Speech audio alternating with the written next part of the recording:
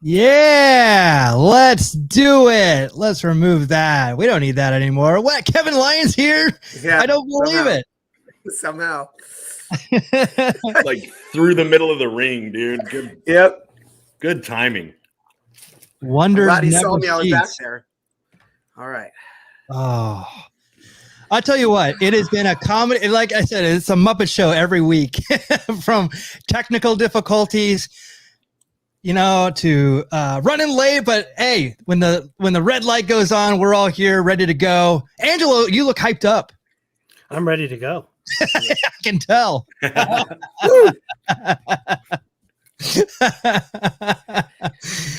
Oh, yes. Oh, my gosh. And obviously, Cowboy Jack has had a system put in. No, what was that grown since last week? I got my hair did, dude. I got my hair did. Right on.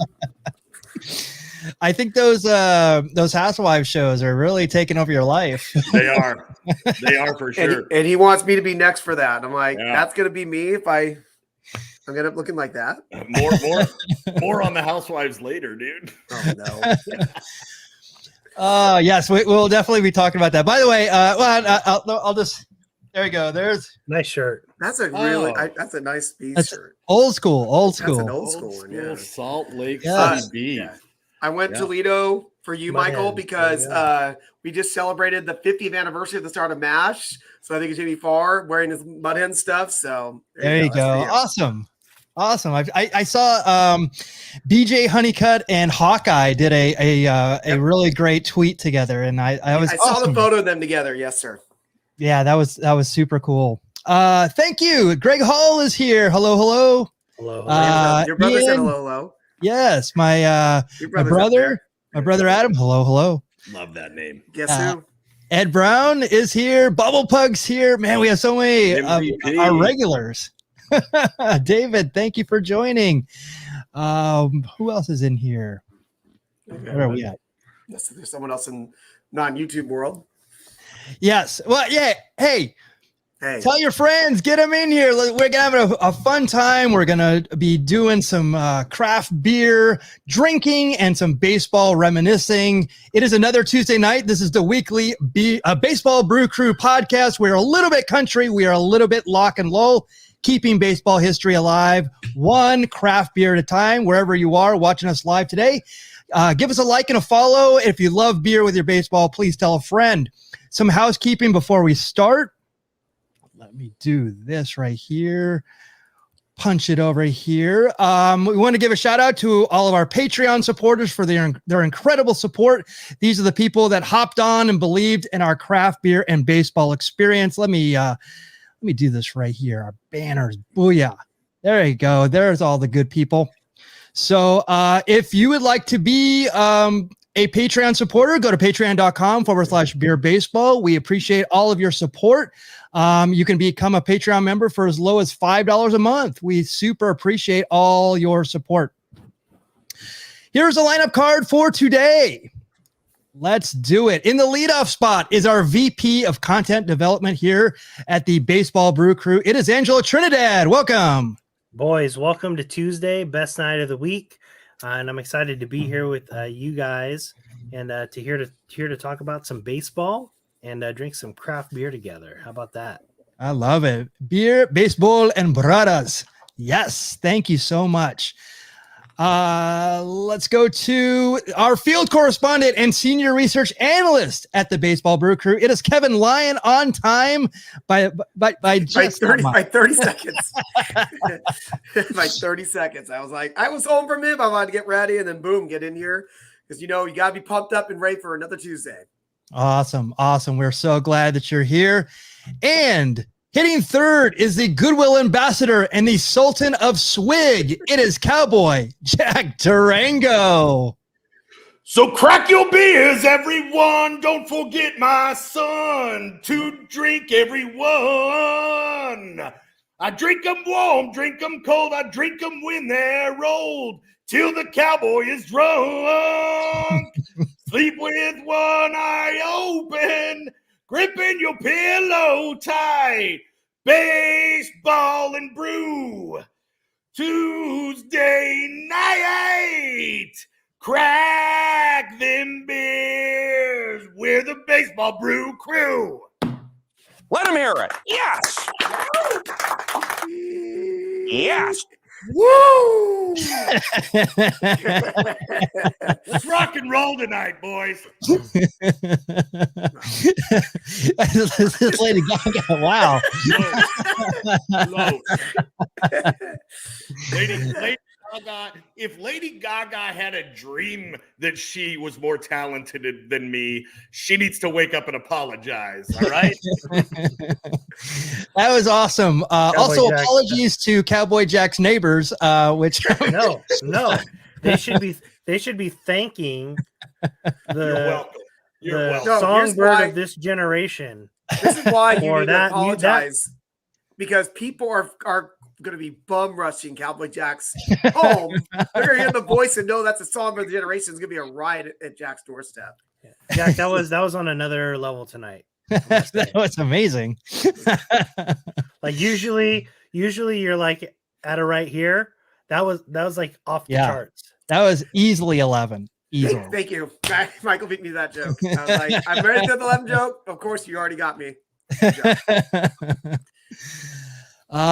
So good. So good. So as tradition has it on the show, we always bring a new and unique craft beer to review and enjoy. So what are we drinking tonight, boys? And I will start out with Angelo. So unique for sure mine is tonight. I'm drinking from Santa Monica Brew Works, the 310 Stomped Shandy. So this is a shandy, or as we like to call it here at the Baseball Brew Crew, a breakfast beer. And this is their blonde ale brewed with the lemonade from Hot Dog on a Stick. So definitely an interesting one. This one's 4.3% ABV. So again, breakfast beer, no IBU listed. This is described as a bright blend of the 310 blonde ale and zesty lemonade from Hot Dog on a Stick. Crisp and refreshing with a balanced sweetness and citrusy twist, like sipping on liquid sunshine. So we've had a heat wave here in Southern California lately. Thankfully, it's cooled off a little bit, but this is a perfect beer for the weather that we've been encountering. And the lemonade flavor is definitely prevalent, but I can taste more of the lemon than like the actual like juice of the lemonade, if that makes sense. So, but it's very, very good. It's not as sweet as I thought it was going to be too, which is great. Yeah, from what I think I read that Hot Dog on a Stick started in Santa Monica. Does anybody is that right? Oh, Yeah, their first location was on the pier, I believe. Okay, so that there you go. That might be the first location right there. Yeah, I'm thinking that it might be. And I am a big fan of Hot Dog on a Stick. Actually, I enjoy the cheese on a stick. So it's very good. Yeah. Such a vast menu they have there, Yeah, they've expanded a little bit. They've added a thing or two to the menu, but you can never go wrong with the old classic corn dog. But Hot Dog on a Stick, one of my favorites, and this beer is pretty darn good as well. So I'm enjoying this one. Yes, that'd be interesting beer. Yeah, that would definitely be murky. That's for sure. That's how you describe that one. I actually, when I first moved here to Los Angeles in '97, I worked at the Sherman Oaks Galleria, famous for the Valley Girl movie, if you ever saw that. And there was a place called Kebabi Dan's that you would see in the movie Valley Girl. It was still there operating when I went there.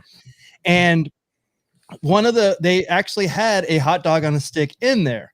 And sometimes because it was in the late stages of that mall being kind of not, it was hard to get to, and it was kind of being phased out. You could just tell that malls were dying in that sense. But the hot dog on a stick place, they still had the girls, and they would make the lemonade and they would like pump it. Yep. Like they would, they're mashing it. They're mashing it. Yeah. That's why it's called the Stomped Shandy. There you go. So I was wondering if that was the correlation to that. And in these days of the woke culture, I don't think that the they would have the girls doing that anymore, because it was I think it was to be suggestive a little bit, is have them kind of doing that suggestively, making the lemonade, which was yeah, I know. it was a different time, 97, right? It was definitely a different time. You want to know what women were doing in 1897? I'm not going to talk about that.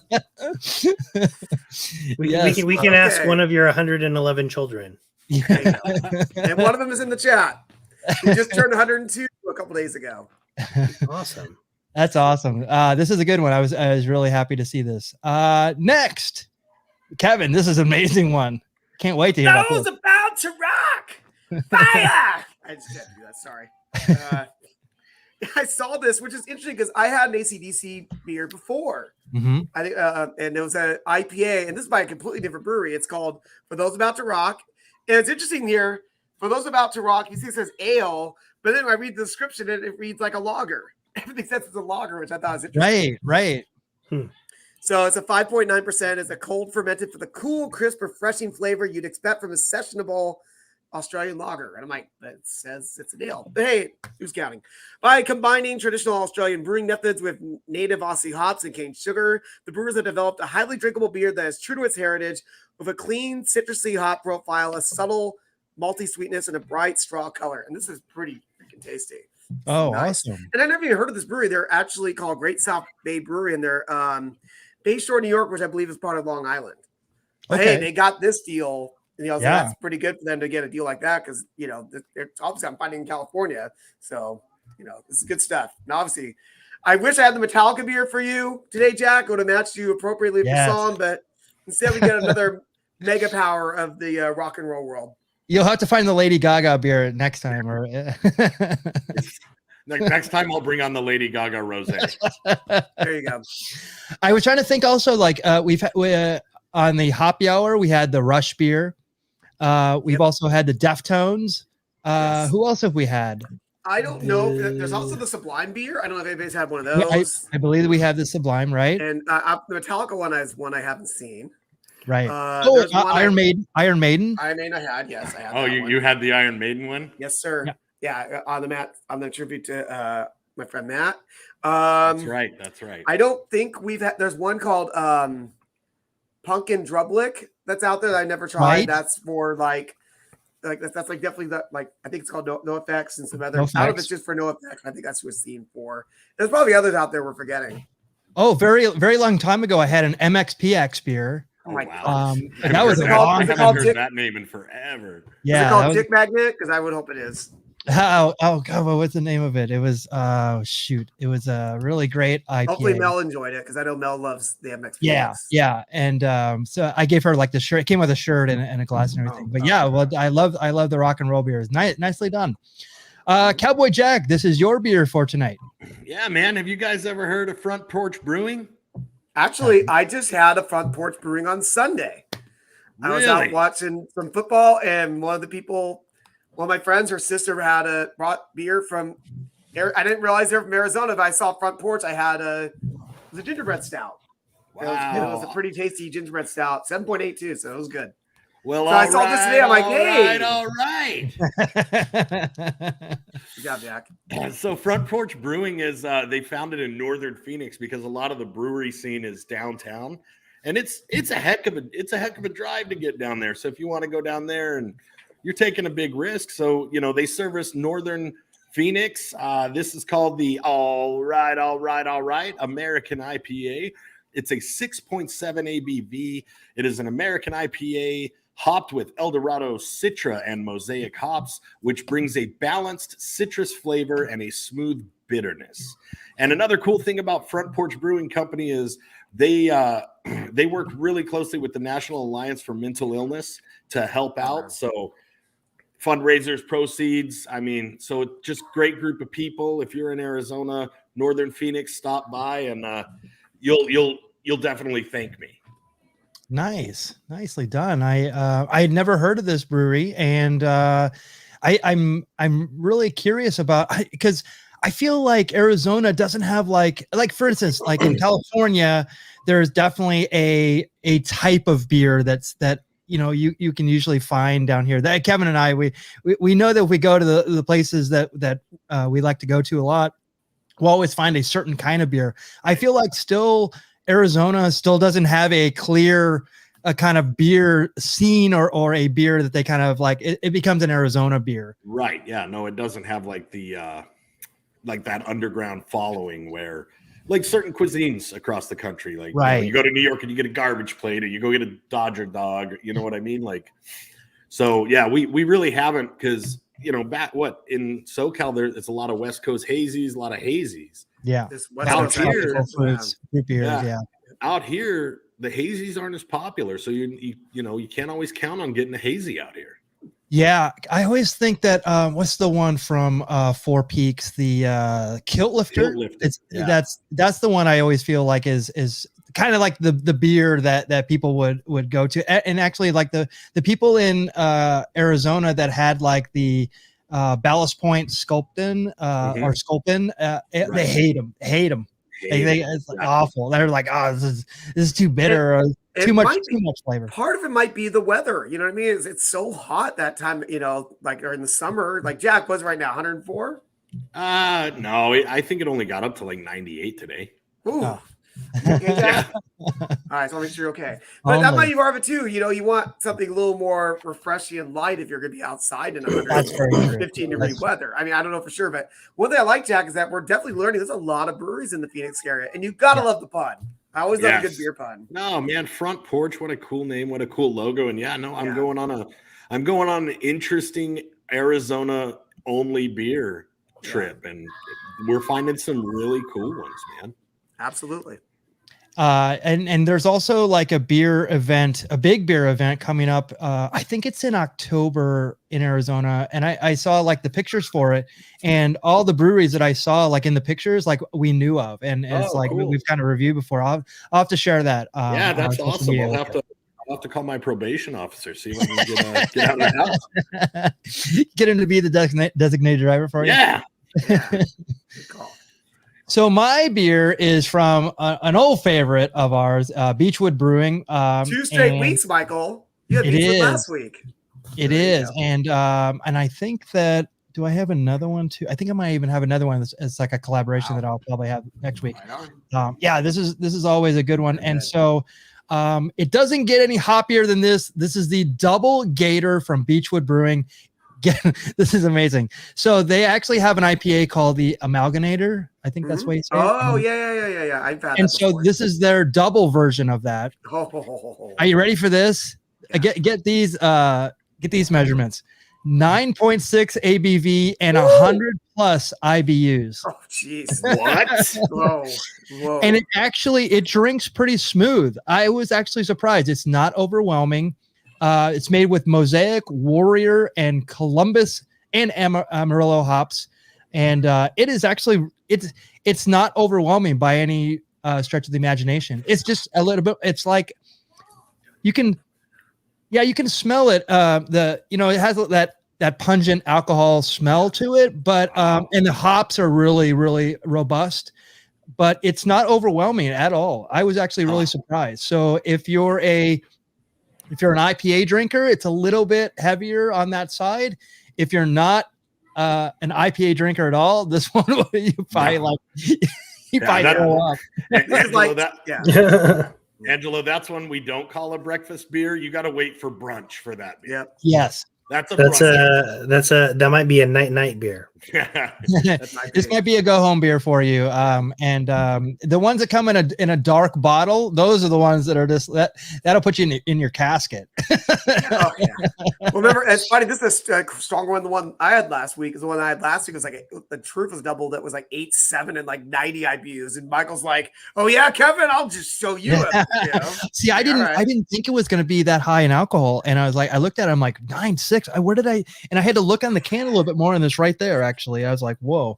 But try to outdo the boss, Kevin. Don't try to outdo the boss. Michael, keep drinking. It's a fun show. Let's make this a fun show. Yeah. Keep drinking, Michael. Come on, take a sip. How is it? Oh yeah. Oh wait, no, it's. I know. It's super good. Great. I know. I just want you to drink it some more. That's all. Well, before we get into this day in baseball, I wanted to give a a salute to this man, Maury Wills. Oh yeah. And legendary shortstop from the Los Angeles Dodgers. Went from a career minor league journeyman to a all-star and base stealing trailblazer for 3 World Series champions. His passing occurred during the 60th anniversary of Wills becoming the first Los Angeles Dodgers player to win the NL MVP. Wow. So Dodger Stadium opened in 1962, and Maury Wills shined at the top of manager Walter Alston's lineup, swiping a then major league record 104 bases to surpass the previous mark by Ty Cobb, which was 96.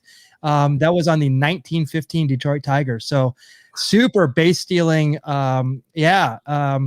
He was, I remember, I don't remember seeing much footage of him though. But I remember hearing like the legend of Maury Wills. Right. Kevin, being in SoCal, did you hear a lot about him? It's funny because I know his name come up before, because somewhere on my shelf, I don't have it. I should have grabbed it. I do have his autobiography signed, which I want to look through this week. But this was a guy who had a few like amazing years that he had some stuff off the field that happened to him. He definitely had, we'd wrestlers say some demons, brother, but he overcame it and obviously lived a very helpful life, making it that far, 90 years old. Jeez. Yeah. Yeah. And also we talked about his son. We talked about his son too. Bump Wills. Bump Wills, right? Yeah. Why do you think his name's Bump?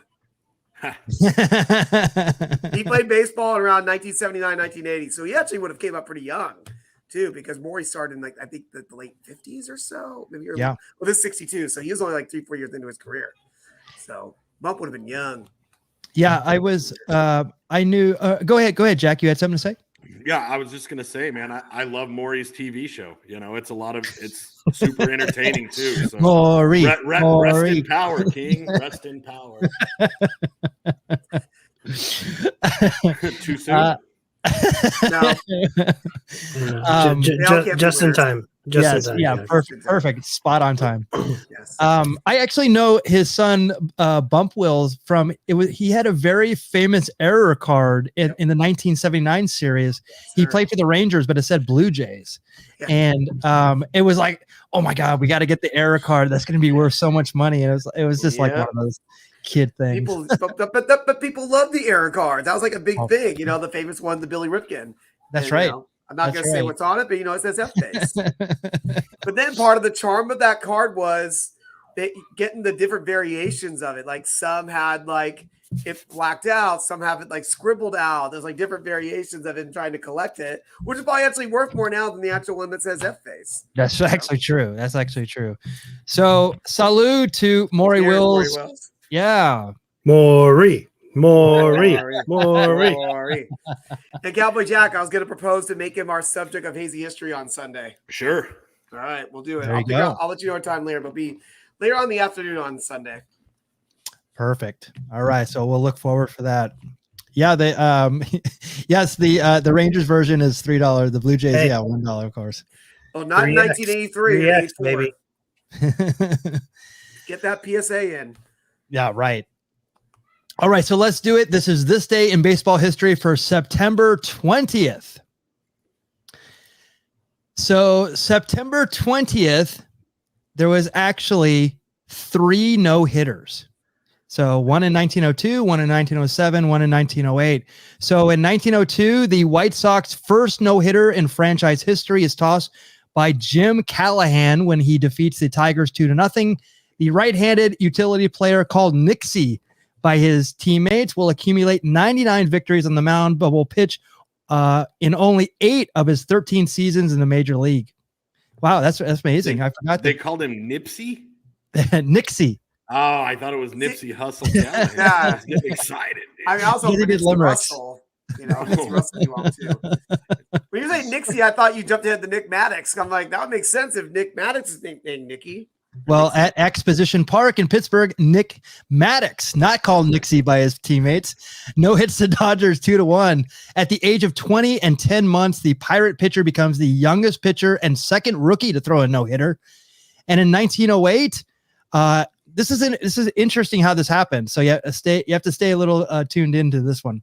So in the bottom of the 9th inning at the Southside Park, Freddie Parent, while being walked intentionally by Eddie Plank, reaches out and pokes a shallow sac fly to right field. So he's being intentionally walked. He reaches out, hits it, and the unexpected sacrifice scores the winning run in the White Sox 1-0 walk-off victory over the A's and gives Frank Smith, who held the A's hitless, his second career no-hitter. Wow. I think there's a Miguel Cabrera where they're like intentionally walking him and he just like reaches up and like hits it in Kelly Leak. Yes, Kelly Leak. Exactly, same thing. Does Nick Maddox look like a giant, like acromegalia? Yeah. Like he's that's a tall drink of water, dude. Yeah. I love on the jersey the WS thing. That's such a cool little touch on the jersey. You know what? I never noticed that. That is awesome. I just looked there right now going, whoa, that's so cool. And I it's because we have 2 White Sox players. That's pretty noticeable there. That was pretty cool. Okay. Yeah, I never even saw that. How awesome is that? I never did either till now. You think I would know I was at those games. Yeah, I was just going to say what's even more amazing is Kevin was in attendance for all 3 of these. That's right. I was going to try to find how tall Nick Maddox is. Just for Jack. Oh, I'm not going to find that. But go ahead. Of course. That's okay. September 20th, 1919, on Babe Ruth Day in Boston, the Bambino scores the winning run in both ends of a doubleheader when the Red Sox sweep Chicago 4-3 and 5-4. Ironically, the contest marked the last time the future Hall of Famer dons a Red Sox uniform in Fenway Park before being dealt to the Yankees in the offseason. There you go. The curse. He was 6 foot tall from what I'm seeing. Was that fly actually pretty tall for 1905 or whatever it was? Right. Yeah. No, you're from that time period and you're 5'1". Bro, short joke and old joke. Bow, dude. He lost a couple of vertebrae. He lost a couple of vertebrae due to Super Dragon. Yep. Shortened him right up. Yep. September 20th, 1924, the 37-year-old righty Grover Cleveland Alexander goes the distance to earn his 300th victory when the Cubs defeat the Giants in 12 innings, 7-3. Old Pete will collect 373 wins during his 20-year career with the National League teams, including stops in Philadelphia and St. Louis. This guy looks like a grizzled vet. Oh yeah. Grizzled vet, brother. I just love they can't even get a logo on the cap. Exactly. Times are tough. This was before the Depression. I expect that in the 30s. I remember I couldn't get a hat with a logo on it. How long mile wise was the loop back then in the 20s? Like, how far did these guys have to travel? Oh gosh, I don't think they traveled like past the Mississippi. No, because I was like Chicago, like St. Louis. You would go up the farthest east. Baltimore. That's probably the farthest west, and the furthest east would be Boston. So, like these brothers are doing a lot of road time, though, man. Oh, I mean, they're getting on the trains. Yeah, I'm sure they probably mostly stuck. Well, even though if you go from Chicago to St. Louis, you don't have to take a train. You know? That's true. I've never ridden on a train. Really? What? What kind of cowboy are you? I know exactly. he's riding a horse. Been horses. I've been in wagons. Train, like you're right. Those darn industrious cowboys always riding that train. That's right. We rob trains, brother. We don't. That's what I mean. I thought you would have just gone on a train and robbed it, then rode off. That's like if you wore a pirate hat and you said, like, what does a ship look like? Yeah. I'm like, Jolly Roger, huh? Never heard of it. I've never been on a ship before. Huh. Yeah. Wild stuff. Yeah. That is wild, wacky stuff. Multi-purpose, dude. Yeah. I'm the man of 1,000 gimmicks tonight. You're able to travel by land and sea now. So now we got to turn that into like a pilot cap or something. Yeah, they get 30 yeah. Wow. All right. Phil Hartman in there. I love Phil Hartman, dude. September 20th, 1961, in a 13-inning contest, Sandy Koufax goes the distance, beating the Cubs 3-2 in the last regular season game played at the LA Memorial Coliseum, a venue originally built for the 1932 Olympics. The Dodgers are leaving the only home they have ever had since moving from Brooklyn 4 seasons ago to play in a brand new stadium called in Chavez Ravine, located a few miles from downtown Los Angeles. There you go. Yeah. So yeah, notoriously, that was not a very friendly ballpark. it was not. It was not. Definitely not. That's weird because I've heard that Dodgers fans are like really accepting and loving people.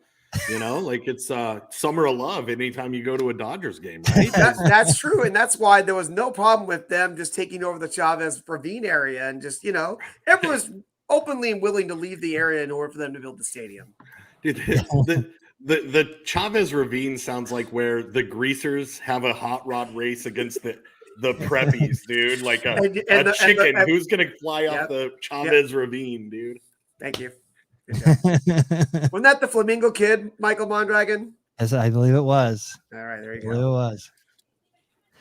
So September 20th, 1968, Mickey Mantle hits his final home run, finishing an 18-year major league career, third on the all-time home run list with 536 home runs, behind only Babe Ruth and Willie Mays. When he retires at the end of the season, Jim Lonborg gives up the homer in a 4-3 loss to the Red Sox at Yankee Stadium. Nice. Yeah, lots happened since then. He was third. It's crazy thinking that Hank Aaron wasn't even past him yet. Right. Hank Aaron, so was he at 5? What was his number? 565? Yeah, I was like, yeah. Like so Aaron broke the record 5.5 years later, and he hadn't even passed him yet. That's crazy. Mm-hmm. He's at least, wow. It's crazy. So this is a fun one. This is for you history buffs. For us history buffs, I'm ready for this one. This is amazing. But you're gonna learn. You're gonna learn a lot here. I'm really take my shoes off. I'm gonna stretch out, relax. I might finish my beer, not my backup beer for this one. I'm really interested to know from Angelo and Cowboy Jack if you have any knowledge about any of this. But it was like a huge thing. It really was. All right, here we go. If it's what I think it is. It is what you think it is. Oh, I love it. All right. So September 20th, 1973, top women's tennis player Billie Jean King defeated number 1 ranked men's tennis player Bobby Riggs in a battle of the sexes match. More than 30,000 people attended the match at the Houston Astrodome, and another 90 million people worldwide watched it on TV. It is still considered one of the most watched televised sporting events of all time. Okay. So King beat Riggs in straight sets 6-4, 6-3, 6-3 to win the $100,000 winner-take-all prize. Wow. Riggs, who was 55 at the time, was a self-described male chauvinist, because that's what you do, right? That's what you tell people you are. Back then they did. Who said that the women's game was inferior to the men's game. He also claimed that he could beat any female player, even at his age. Yep. So obviously there's a lot to talk about in this. So let me stop right here. Cowboy Jack, Angelo, do you know anything about this? Absolutely, dude. This is the first I've heard of it. But here's my initial thoughts. It's all the work, brother. Oh yeah, it's all the work. Oh yeah. In 73, come on. I mean, no one's they're gonna think he's serious. Yeah. I was surprised that Bobby Riggs was the top. I didn't remember he was the top.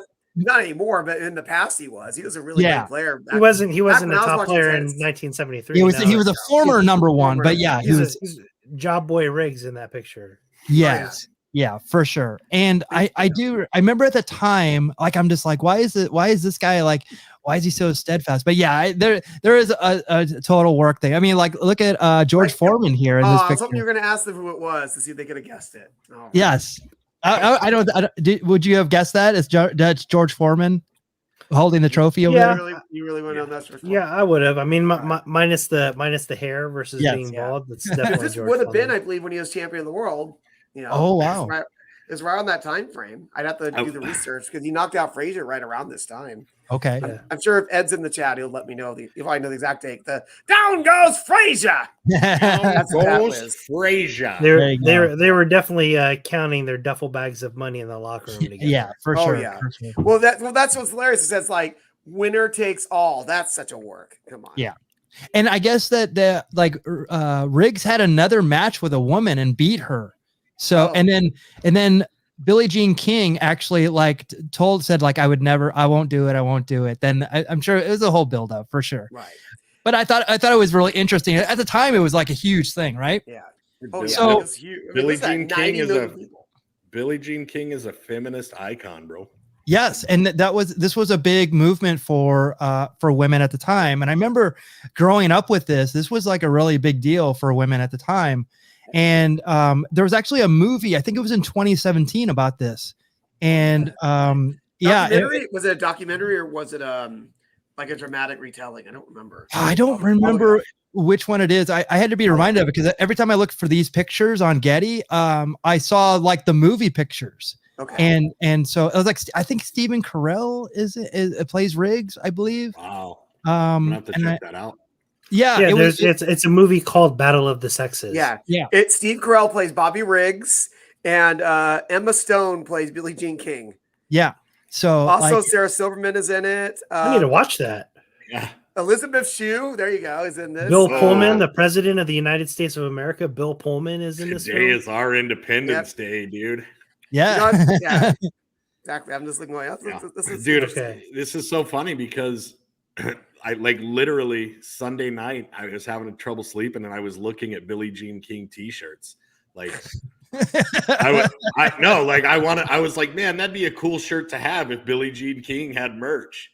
It's weird, right, dude? That's a strange coincidence, bro. It is the perfect sleep aid to look up Billie Jean King. Yeah. Dude, there's some gnarly shirts, dude. I'm gonna pull the trigger on a few of them. Yeah, Billie Jean here is 29. She's almost 30 years old, and George Frazier was the champion of the world. He knocked out Frazier at the game in 1973. Also, dude, 1973, Billie Jean King. She looks like a grandma at this point. Like she's 29. She's 29 and she's full grandma, dude. Yeah. She's like Martin Anderson. They couldn't spring after with 90 million people. They couldn't spring the big check. They just had to give her a regular size check. No kidding. Who's the promoter, dude? I love the novelty check. We need to bring that back. But okay, so let's bring it back. How does baseball figure into this? I know it's at the Astrodome, which has nothing to do with it actually, but how does baseball figure into this? Was a baseball player the line? Okay. Billie Jean King's brother, Randy Moffat, is not in attendance because he is in San Francisco getting a key out in relief when the Giants beat the first place Reds at Candlestick Park. I had no idea that Randy Moffat was fantastic. That's unbelievable. What a pedigree on that family. Isn't that incredible? Why is he not Randy Jean King? That's all I want to know. You tell me Billie Jean King is a stage name? Come on. Yeah, it's a gimmick, brother. Totally. Just like the Battle of the Sexes. Well, somebody made a killing. I want to know who the promoter was of the Battle of the Sexes, you know? Exactly. Lots of movie to find out. Yes, exactly. That's awesome. So in closing, I thought that was an awesome one. That is, dude. That's amazing. In closing, and on topic, we talked about this a little bit, so we're going to touch on a little bit more here. September 20th, 2010, the New York Yankees paid tribute to George Steinbrenner, unveiling a 7 by 5 foot, 760-pound monument of bronze atop a granite base in Monument Park in Yankee Stadium. Former manager Joe Torre is making his first visit to the new Yankee Stadium. He attends the ceremony honoring the late Yankee owner. So, has anybody been to? Hopefully, Ed is it still in the chat? Has anybody been to Monument Park here? The time I went to the new Yankee Stadium, no, I didn't get a chance to go out there. I mean, I don't even know how if you could. go there during the game? I'm not sure how that. No, whole process works. it's actually before the game and on days that they're not there. And actually, I had a chance to go, but I was like, I was going to cut it short, so I didn't want to like pay the money and not be able to get in. Yeah. But so it's a separate admission fee. Separate admission. Okay. Yeah, I was running a little late getting to the game. I think I missed like the beginning. How Steinbrenner, dude? You got to pay separate admission. Yep. That's such a fitting tribute, George. Fitting tribute. And if you don't know what I'm talking about, look back in our archives for the Hazy History special, The Life and Crimes of George Steinbrenner. Look, he's laughing, going, I got a great idea. Let's charge. We'll charge him twice. Yes. And we could just say the money goes to maintaining the area. Yes, exactly. Yes. It's that'll make up for that dental insurance money. What? It's like what my cable bill used to say in when I was living in Arizona. It was for I paid this little fee for Tempe beautification, Tempe City beautification. Right. But for more hazing of Steinbrenner, check out our first YouTube installment of Hazy History from 2 weeks ago, where we break down the barbaric lack of benevolence by the former Yankee boss. See what I did there? I did, dude. Thank you for recognizing the deplorable baseball bum of the week. I still can't believe it was Bob Gibson last week. I'm still disgusted by that. All right, so let's do some baseball card sharks. Here are the baseball card sharks standing as currently. Kevin is one game out of first, or actually in first. Because the last time we did it, I won it in person. That's right. That's right. I'm sorry. Spoiler alert. Sorry, I just ran down the field. Spoiler alert. So here are the rules. We're going to draw 11 cards, 3 on your bench. We're going to start at the bottom, high-low game. We'll walk you through it as we always do. So let me remove this. I'm going to add that and move this here. There we go. So my camera is not working for whatever reason, so I'm just going to do this. So we have, okay, so this is from 2020 Topps Chrome. Ooh. Okay. So the are these batters or pitchers? These are all position players. So we're batting. We can either do games, at bats, runs, hits, home runs, runs batted in. It has I don't want to do any of the other stuff because it's a little bit convoluted. But so what's the category? If you speak for yourself, why don't you ask Cowboy Jack? He might want something convoluted, like that's very convoluted. True. Just what was there? Hits? Yeah, there is hits. Let's go. All right. So these are all current players. So this is current as of 2020. So Angelo may whip us all on through 2019. No, through 2020. No, it's 2021 products, so it's through 2021. Sorry. I'm sorry. I didn't know. So it's all through 2020. Exactly. Okay. Thank you. Okay, so who wants to go first? Well, we know the answer. Yeah, who's that? The return of the Cowboy king, Jack. dude. Mr. 196. Let's do this. All right. He needs to get to the Durango line. Yeah. So hits it is. Your first card is Max Funky Muncy. Ooh. Looks like he might go to that Florida barbecue with the senior players. He's hanging out with the senior leagues players eating bratwurst. Second up is Austin Meadows. Austin Meadows. Austin was a disappointment. A lot of fans there. Big letdown. All right. Luis Arraez. I believe that's how you say his name. Arraez. Are you not rolling the R's there? I mean, I don't know. Arraez. Ian wants in on this round. Yes. He said he would dominate. James McCann. James the Man McCann. Oof. Who made JBJ. Get your beers ready. Oh, Jackie Bradley Jr. Getting jiggy with it. Will Smith. Oh, He's got a super sucker slap. do I have him on my fantasy team? Carlos Correa. Oh, let me check. I can tell you a score, Jack. No, don't tell me the score. And last but not least, with the Dodgers, Freddie Freeman. On your bench, Nomar Mazara. I'm not looking. Diamondback for you here. This is Nick Ahmed. Nick Ahmed. And I have 2 Will Smiths here. So next is Tommy Edman on your bench. Tommy Edman, also on my fantasy team. You have the other Will Smith. You have the pitcher Will Smith. Yes. The actor. Got it. Yes. All right. So we're going with hits, and lifetime hits for Max Muncy is 307. 307 for Max Muncy. So Austin Meadows, higher or lower? So we said it was 2020. Does this also include minor league hits? It does not. All right, that's going to factor in. Austin Meadows is going to be higher. Okay, here we go. 232. Wow.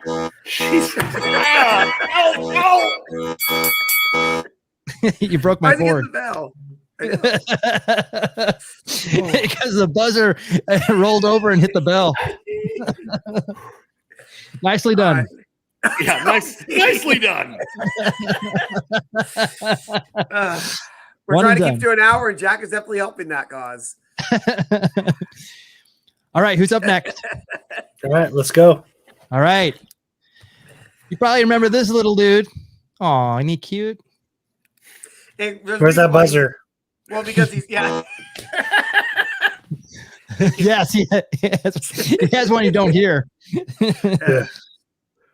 And next up, Danny Santana. He was a former Intercontinental champion. All right, here we go.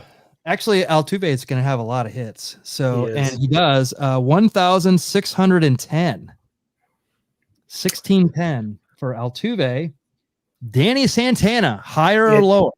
Danny Chico Santana definitely has less. Chico, I would think so as well.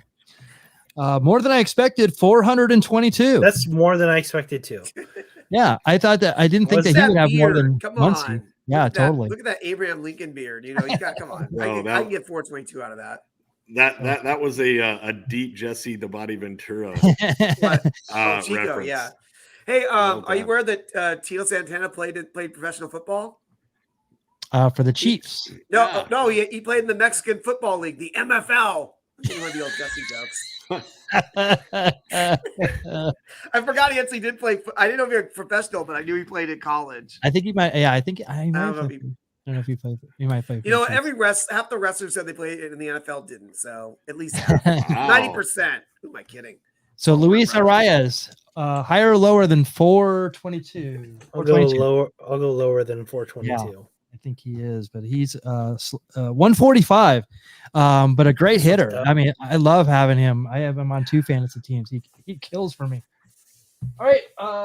What's the number? 145. And so James the Man McCann. I gotta say more than 140. I would think so. He's been around for a bit. 516. Okay. 516. Nicely done. So you move up to the next row. Jackie Bradley Jr. Higher or lower than 516? I'll go lower than 516. It's pretty close. 692. Oh. Well, at least he made it to this spot. That's Jack Newell's like, why do I get the buzzer and Angelo doesn't? It hurts, dude. Doesn't it hurt?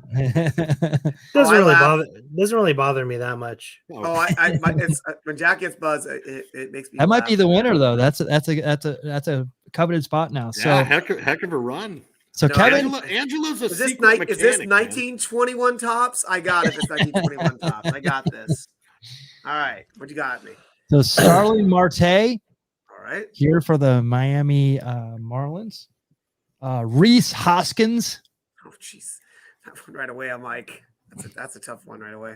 Hunter Dozier. Okay. I if it was strikeouts, this guy would be like Babe Yep. Joey Gallo. And Jorge Soler. All right. Now a hero for the Braves. All right. Geez, this looks tough. Oh gosh. So Starling Marte has 1,111. Oh my gosh. Ones across the board. Wow. 1-1-1-1. Reese Hoskins, higher or lower? I'm like, this is gonna be. Am I right, Michael? This is gonna be close, isn't it? I mean, I would think so. I think there's I have an answer that my first gut reaction. Okay. I have no idea. My gut reaction was initially higher, but I'm like, I don't know if he's played long enough. Let me think about this. I'll say lower. Yeah, that would have been my guess too. And he has 347. Oh, geez, I thought he had more than I thought. Yeah, I thought he did too. Totally would have been my guess too. Yeah, of course. Good job, dude. 347. Hunter Dozier. Higher. I know. This is a little bit tough. I'll say higher. Yeah, because I think he played for the Twins. I think he's played a little bit more too. I think he's played a little bit more in Reese, but I might be wrong. You said higher? Yes, sir. 269. All right. In your face, loser. He must not have done anything with the Twins. That's why they got rid of him. Yes, I guess. All right. Here we go. Last but not least, the professor, dude. Manny Machado. This is where it's because of work, brother.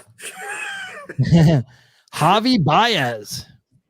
Actually, this is tough. And this guy's doing awesome for my fantasy team right now as well too. A good pickup, Elvis Andrews. Oh, veteran. Okay, this is going to be tough. Yeah, Angelo, you may have this. I'm seeing to do. I can do my best. Yeah. Ed said go to the bench. I need to go to the bench. I maybe actually just go to the bench immediately. So that wouldn't be a bad idea, actually. Well, I mean, how does this work for the leadoff? Would you get able to look at it first, then decide? Well, I mean, that's how we do it anyway. For that, that's true. Yeah, that's true. So I'm just gonna go for it from here. So this is Manny Machado. He probably has a lot. He does 1,268. Oh, wow. Okay. I don't think Javi is pretty close, but I don't think he has that many. I'm gonna go lower on him. I think he's lower. I believe he would be lower. I think he's around 800. 671. So probably about 800 now. Yeah. Elvis Andrews. Oh my goodness. 671. Elvis Andrews. Oh my gosh. I'm gonna go to your bench. I'm just saying, I have no idea. If out of that's gonna help you, honestly. Excuse me. I may have to go to the bench for all of them. Hey, yeah, you got to win 3 more. I'm just gonna power through this and go with my first instinct. So I said 671. I'm gonna go higher. All right. And I am right with 1,743. Wait, what? 1,743?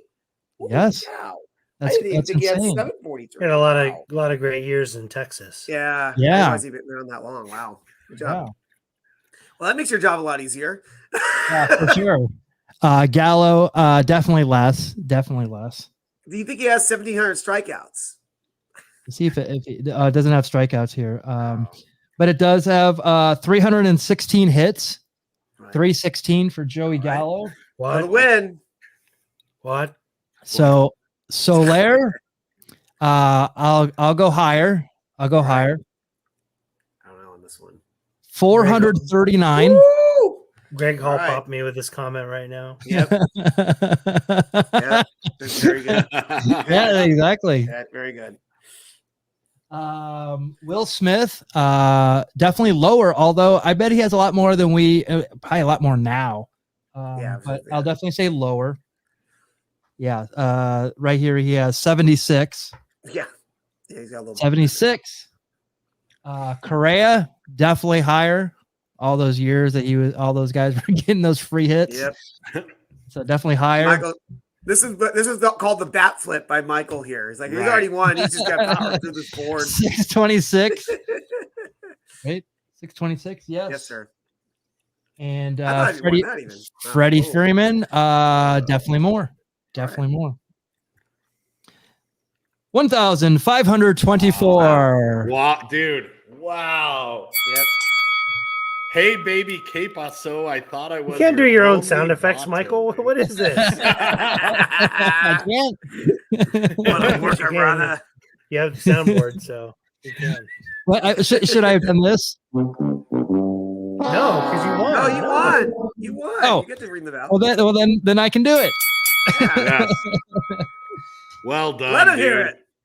Let him That hear. was awesome. Michael. Yes, went back into a tie. All right, so let's do that. Let's wrap it up for tonight. We actually I forgot about this. before we wrap it up, what we're gonna do? We're gonna do one thing. We're gonna do a it's something that let me see if I can do this right. I'm gonna add that to the stream and do this. There All it right. is. So we have this new addition to the Baseball Brew Crew podcast, and we did it on our on the Hoppy Hour a couple weeks ago. And the Big Hurt Alan Jepson came up with a really cool game.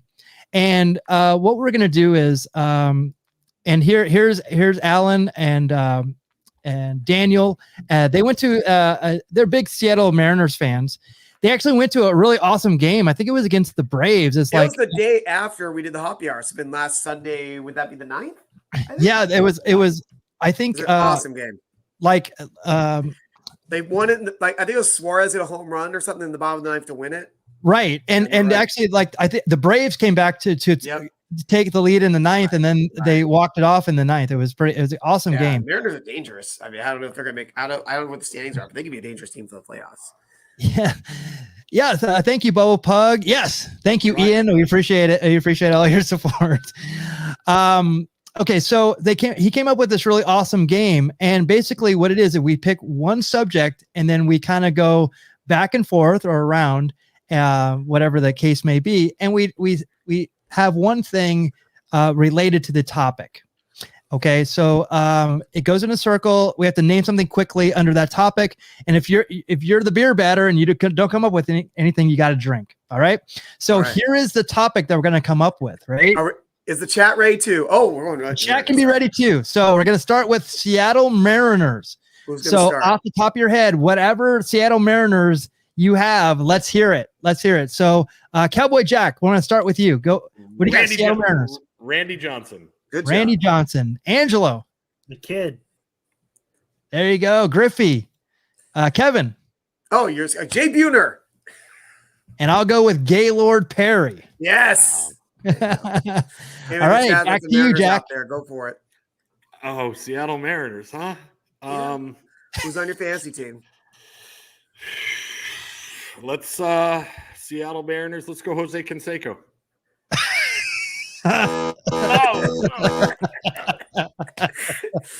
Angelo, come on. Felix Angelo. Rodriguez. What? Nice. Felix Rodriguez. There you go. Oh, there you go. That's a good one. I'll go with Alvin Davis. Alvin Davis. That's a good one. From Riverside, California. From? Oh. Isn't he from Arizona State? Oh, I don't know. Cowboy Jackson know that. Arizona State University. I believe that he might be. We got Cano in the chat. There you go. Thanks. Yeah, Robinson Cano. Perfect. Oh, Felix Hernandez. There you go. Felix Hernandez. I'll go with Julio Rodriguez. There you go. Goes back to me. Is Jack out or can Jack go back in? No, Jack's out. Okay. Edgar Martinez. Edgar Martinez is a great one. Jim Presley. I'm gonna stick to the 80s. Wow. Wow. I'll go with he's more known as a Houston Astro, but Jose Cruz was on the early 80s teams. There you go. I like him. All right. I was really close to that with Jose Canseco. Yes, you were. Yes, you were. Angelo. We'll go Mitch Haniger. Nicely done. I will go with Dave Valley. Dave. Wow, the big Valley. The catcher. Yes, sir. I'll go with the first baseman who wears a helmet, John Olerud. Oh, there you go. Angelo. I'm gonna go with the man that Kevin didn't know how many home runs he had, and that's Ichiro. Wow. Ah, there you go. Wow. In your face, Kevin, you nerd. Oh, shit. I got to go somebody quick because I started laughing. Can I say the Kingdom or does that have to be a player? It could be anything. All right, the Kingdom. The Kingdom. Perfect. I just had one. Wow. I'm hitting the buzzer. I'm hitting the buzzer. Okay. The one I was gonna say was she stormed the All-Star game in 1979 at the Kingdom, Morgana. Yes. In 79. Do we know who she kissed in 79? Do you happen to know? I don't know if we know that one. She was it George Brett? Maybe. I don't know for sure on that. Oh, we got a good one. I was trying to remember an outfielder, Phil Bradley. That's a good one. Phil Bradley's a great one. Oh, Dave Kingman's 4th home run. We talked about that on the show. That's right. You, Greg. All right, Angelo. Speaking of kisses, a man whose picture will forever live in infamy on the Baseball Brew Crew, Alex Rodriguez. Oh, there you go. That's a well great done. Well done.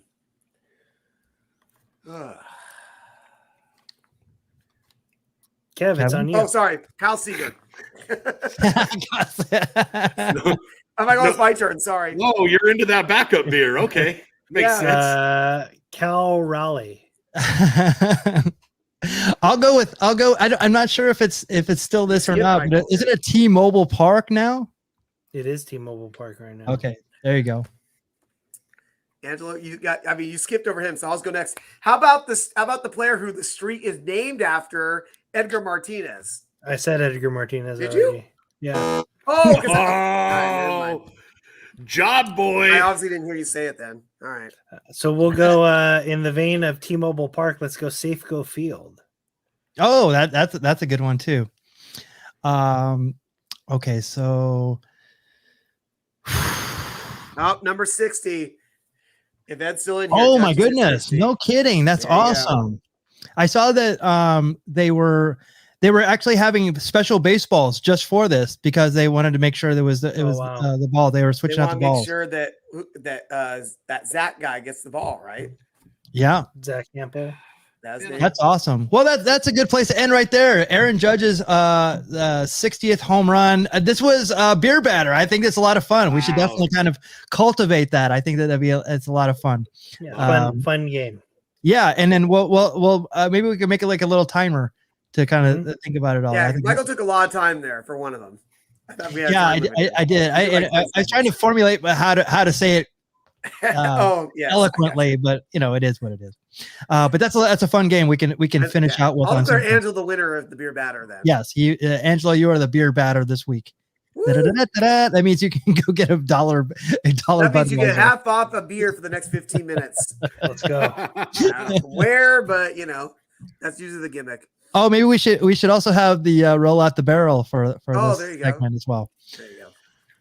Hey, if you like what we're doing here at the Baseball Brew Crew, become a Patreon member of patreon.com/beer baseball. We're also on social media.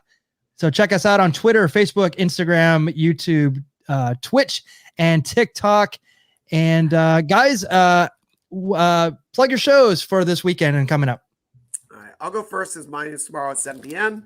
I have a pint of something called Hero Lore by Unsung, a brewery down the street from me. That's definitely a favorite of ours. This is a sour ale with blueberries, red raspberries, and marshmallow. So definitely out of my wheelhouse, but I'll definitely try it for the show. And unfortunately, I picked this as no gum because I think gum in that would have been really good. I might do a backup. I might pick up. Talk amongst yourselves. I'm gonna find something with gum in it. I think I have to have gum with that beer. Go ahead, Angelo. Yeah, don't forget to tune in this Saturday, 9 a.m. Pacific Standard Time for another edition of Rip and Review. This weekend, I'll be opening up some 2020 Topps Baseball Update Series. Got a lot of fun stuff here coming down the pipe for Rip and Review. We got some 2022 Topps Chrome Baseball coming up. I have more mystery packs. The next one I'll be doing mystery pack wise is from Stay Classy Sports Cards. That's Bryce out in Pennsylvania. So Bryce, if you're watching, thank you for sending that my way. And I'm looking forward to reviewing your product on the show. But yeah, and go and hit the archives for all the past episodes of Rip and Review. And don't forget to tune in every Saturday at 9 a.m. Nice. I thought the Stay Classy would have been out of San Diego, but yeah, no, it's not. But these things are super cool. So Awesome. I'll go 89 Bowman. I found gum in here. I saw 86, and I'm like, I don't know if how gum in 86 is going to be, but I think gum in 89 might be a little better. Because 3 years of gum at this point is going to make a difference. You know what? In my mind, yes. And yes, because I saw like 82 compared to like 86. Like, wow. You guys have a hazy history this weekend, right? Yeah, this weekend, Sunday afternoon, tune into our Instagram page we'll figure out the time. Just keep an eye out. We're going to be discussing Mr. Maury Wills. So Maury.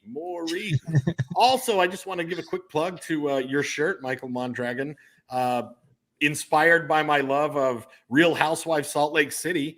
Anybody out there that wants to get down with the housewives, there's Jen Shaw, who's currently getting arrested for conspiracy to commit wire fraud. Mary Crosby, who's a preacher with a golden microphone that is married to her own grandfather. Lisa Barlow, who is a Mormon that owns a giant tequila company. Whitney Rose had to leave the Mormon church because she had an affair with an older married man. And and then Heather Gray, who hands down is the hottest of the SLC housewives, but she can take a punch. So give it a shot. This show just sounds like a work. Did Jack just make this up in his head? That's hilarious. That's a shoot, brother. That's a shoot. You sound as passionate as we do when we talk about all this dumb stuff. Yeah, about baseball. Yeah. Right. Yeah, Billie Jean King, and he's like, yeah, exactly. Yeah. I'll show you. By the way, for the Maury tribute, I want you to definitely please give our condolences to Connie Chung. Nice, dude. Well, I hope I get to tell Jack at least once on Sunday that he's the father. So let's see how that goes. Oh, it's a pleasure. Always know I'm the father. you're too many times the father. Are you kidding me? That's why they got the idea for the show. Yeah, thank you so much, David. We appreciate all your support every week. Again, we really appreciate it. 125 weeks straight. This is absolutely incredible. 126 next week. We do it all again every Tuesday at 6:30. 6:30, Kevin. 6:30. I'm trying, all right? I can't control Orange County traffic. 50 minutes to drive. Yes. Ugh, sorry. Yeah, stupid. Wow. But Jack is the daddy. There you go. You know that. Yes, daddy. All right. We'll see you next week. Good night, everyone. Take care. Thank you for joining.